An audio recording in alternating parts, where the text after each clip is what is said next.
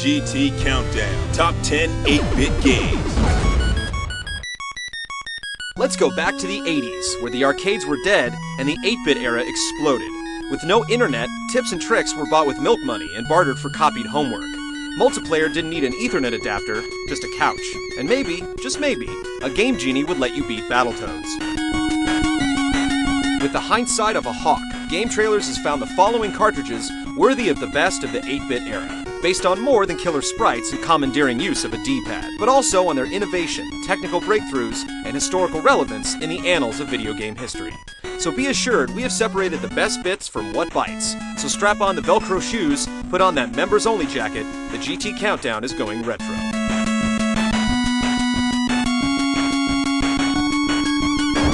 Number 10. River City Ransom. The RCR was a one-of-a-kind game in terms of style, and ahead of its time in a lot of ways. Battling gangs to rescue girlfriends was nothing new, but instead of constantly pushing forward, you could freely walk around town, pick your fights, and drop cash into snacks and self-improvement. Beaten down enemies shout cries of defeat like barf, and drop jingling change, which you spend at local shops. Buying a pair of shoes, chowing down on burgers at Merv's, and buying CDs all buff up stats to make you more of a badass. Especially after learning some sweet martial art techniques from books.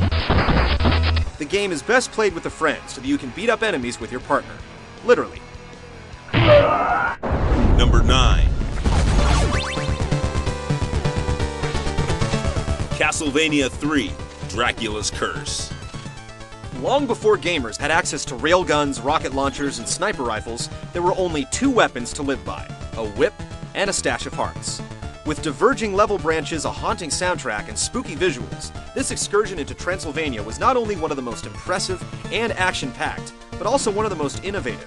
For the first time in the Castlevania series, protagonist Trevor Belmont was able to switch control between different companions, including Mr. Symphony of the Night himself, Alucard, adding a whole new set of skills and mobility to the experience. As ageless as Dracula himself, Castlevania 3 is still one of the hardest in the series to date, a hearty challenge for all the would-be vampire hunters in the centuries to come. Number 8. Shinobi. This ninja's so stealthy, he's hiding out on another platform. Yes, not all 8-bit games grace the gray box, with our man Joe Musashi the Shinobi rocking out of bounds on the Sega Master System. It's the definitive port of the 80s classic, with all the stages, bosses, and bonus rounds intact. Sure, the ninjutsu magic may have been gimped, but being able to throw shurikens into a guy named Lobster's eyeball is eerily therapeutic. But it's all for a good cause, rescuing the world's children, just like Michael Jackson in Moonwalker, but without all that disturbing context. Number 7. Dragon Warrior 4.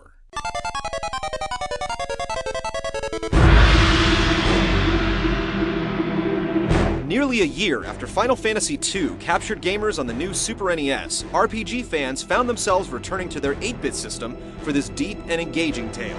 The cast is introduced through 4 individual adventures, coming together into a cohesive unit Voltron style, to save the world in the 5th chapter. Its distinctive battle system comes into play in the latter half of the game, with players only controlling the hero, while the rest of the team acts according to one of 6 strategy profiles. Quirky characters like Taloon the Merchant and Healy the Slime, who dreams of being human, help make this into one of the most memorable games on the NES, as it stands on the shoulders of its 8-bit brothers, sharing the limelight as an epic should.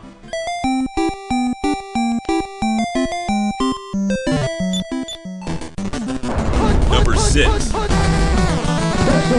Tecmo Super Bowl.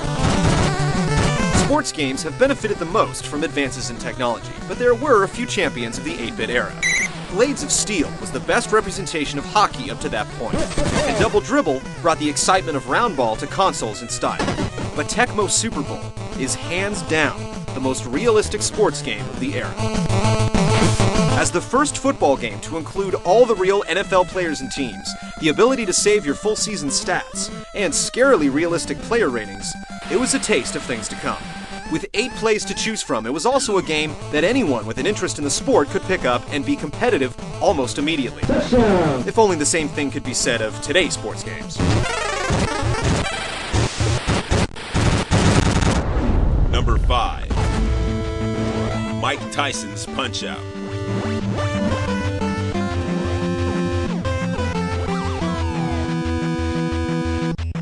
Birthed in the arcades, where it became a ring legend, the first home version of Punch-Out featured the likeness of boxing bad boy Mike Tyson.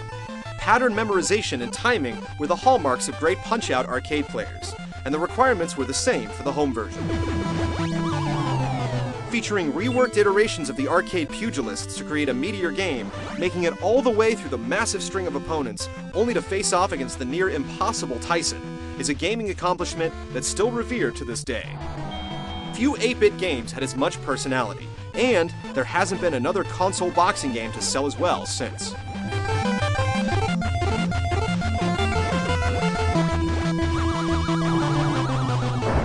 Number 4. Mega Man 2. Most video game sequels suffer from the inescapable sophomore slump. Not so for the Blue Bomber, who blasts, crashes, and slices his way onto the countdown with his second NES effort. Mega Man 2 may have been a sequel, but it was a title of firsts, with its implementation of a password feature and energy tank reserves, a godsend for gamers, and the start of a series standard. Top that with improved graphics, an increased boss count, and a badass soundtrack, and you've got plenty of reasons to see why it's considered by many to be the best out of the classic Mega Man series. Or at the very least, the scariest. Don't even pretend that you weren't freaked out by that dragon. Number 3.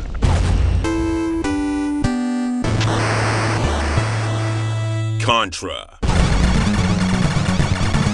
If you wanted pure action on the NES, you couldn't do much better than Contra.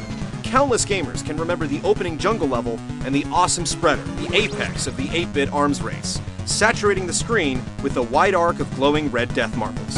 The game is even better with 2 players, as long as the other player isn't a total jerk. A memorable 3D-ish base attack stage switched up the perspective, and cementing the legend is the famed 30-man code that lives on in the form of numerous gamer t-shirts. Number 2. The Legend of Zelda.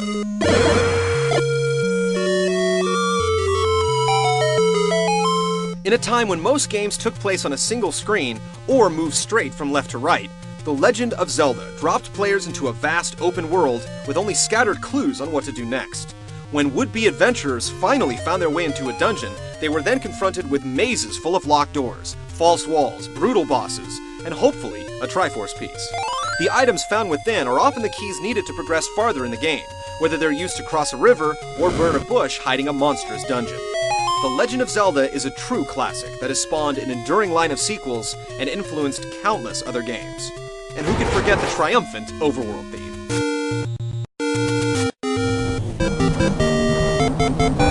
Number 1. Super Mario Bros. 3. It's the pinnacle of plumber platforming, and the crystallization of an era in cartridge form. An era long gone, but not forgotten. It's Mario, and he is 8-bit. Dropping the vegetables are good for you theme of its acid trip prequel, Mario III revisits its true origins and expands them to the nth degree. Different worlds bring different wonders, from icy tundras to ginormous Koopas, with secrets so diabolical, only repeated viewings of the wizard could bring clairvoyance. California. Packed to the brim with levels filled with Hammer Brothers and Koopa Kids, the new power-ups were Mario's arsenal, allowing him to take to the sky for the first time, or even turn to stone with the elusive Tanuki suit. But never forget the platformer's ultimate weapon, Kuribo's shoe. This certified sweatshop-free boot appears briefly, allowing Mario to stomp the unstompable.